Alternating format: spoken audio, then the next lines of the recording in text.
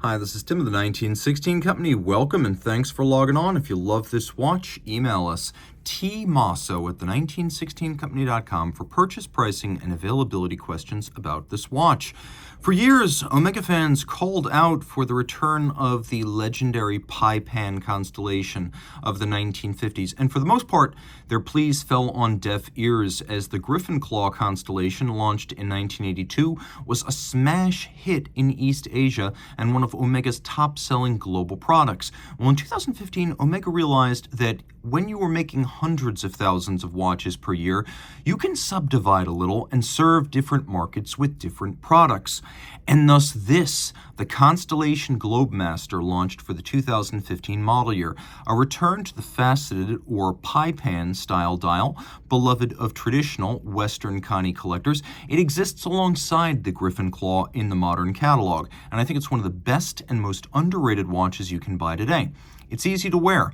39 millimeters in diameter in stainless steel. It has a tungsten bezel, but it's 39 millimeters in diameter. It is 12.9 millimeters thick.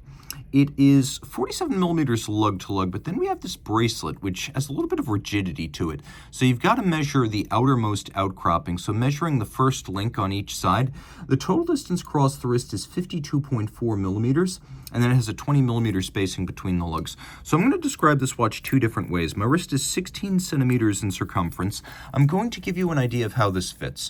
On the bracelet, I would recommend it for a wrist my size or larger, as the bracelet adds considerably to the width across the wrist. If you were to take it off the bracelet and put it on the strap, now I believe you could wear it on a wrist as small as 14 centimeters circumference, though in any configuration, it is thin enough to fit underneath a dress cuff, despite being more of an all-arounder than a true dress watch, and we'll talk about that in a moment. The bracelet is a solidly made piece. It gives you a conforming end link to better mate the watch visually to its bracelet. There's a little bit of a downward taper from the lugs. You can see that we have a polished bevel on the shoulder of the links, but nothing else. Everything is satinated. We have many small removable links, which is always a great thing because it allows you to fine-tune the fit precisely. You can see the use of ceramic spring-loaded pin snaps in the clasp mechanism. As the metal cannot wear down the ceramic over time, the tolerances will remain tight and snappy. We have a sequential close, so one side closes before the other, and a twin trigger release. That means you have to press both triggers. This is not going to fly open inadvertently while it's being worn during vigorous activity. Truth be told, this watch is somewhere between a round case and a cushion case, a little bit like the Rolex Oyster in that regard, though you can see they come at it from a very different place. This is a sort of pointed and tapered, even somewhat squared off lug profile. We have a very small bevel that runs end to end with longitudinal satin finish. There's a satination on the lugs that seems to arc in an imaginary full circumferential concentric pattern, so it's brushed in a way that appears to circle the bezel. We have a push down crown, though the watch is 100 meters water resistant, and then this very finely fluted, one might even say coined tungsten bezel. It is a little bit darker. It's sort of a gray, almost a little bit blue tinted compared to the white of the steel, and it's very, very hard, giving it a high degree of resilience. If this is the part of the watch that's most often going to come in contact with objects, you're in good hands thanks to tungsten, because it can shake off most of that contact without any kind of marks. We do have a faceted dial. If you look at the hands and the indices as well as the logo, all blackened to show better in contrast against this silver dial base. And you can see it's what Patek Philippe would call opaline. It's silver, but it's not a sunburst. It doesn't have a directional grain. It's a soft glow.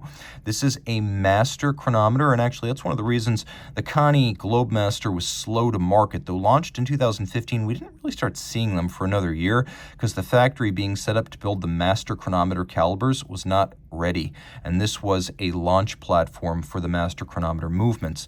Now we've got a lot of features here that make a lot of sense.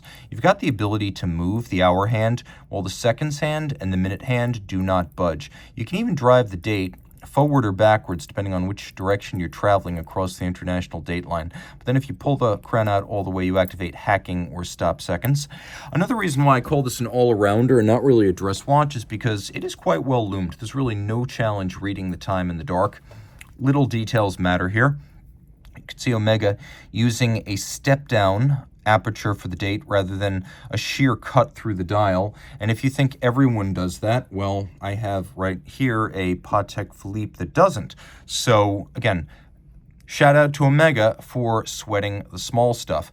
We have a little star, and that is worth connecting to the imagery on the case back, where over the ball bearing for the rotor, you have the image of the observatory. The original Constellation in 1952 was an observatory chronometer. That's why we have the stars and the observatory. Inside, we have caliber 8900, which is the master chronometer version of the 8500 that preceded it.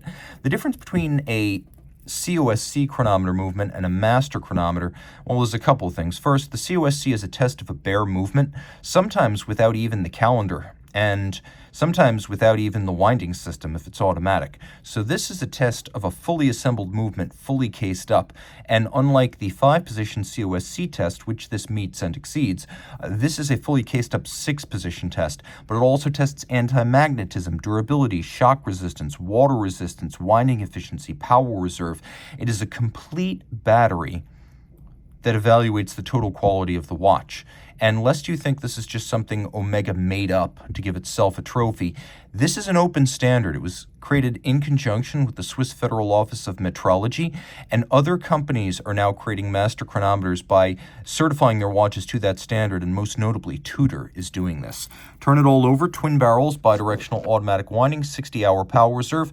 The twin barrels help to make for a very even and flat torque curve, so it doesn't race and gain time when fully wound, and it doesn't start losing a lot of time after 24 or 48 hours.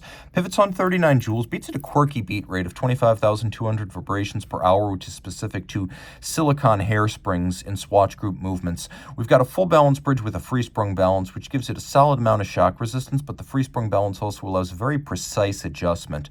We have a coaxial escapement here, tri-level, created by George Daniels of Britain in the 70s, industrialized by Omega starting in 1999 today. Its main advantage is tangential impulse friction, and a Swiss lever uses sliding. Tangential is less. So this improves power reserve, chronometry, and reduces maintenance requirements. We have spiral arabesque Côte de Genève across bridges and rotor. We have bevels, laid down mechanically but handsome, engine turning on the base plate, and then lovely blackened screws, a unique look that really only Omega has pursued. Distinctive and appealing. There's a lot to love with this watch, a watch that can do it all. Reach out to Team Mosso at the 1916company.com for purchase and pricing details.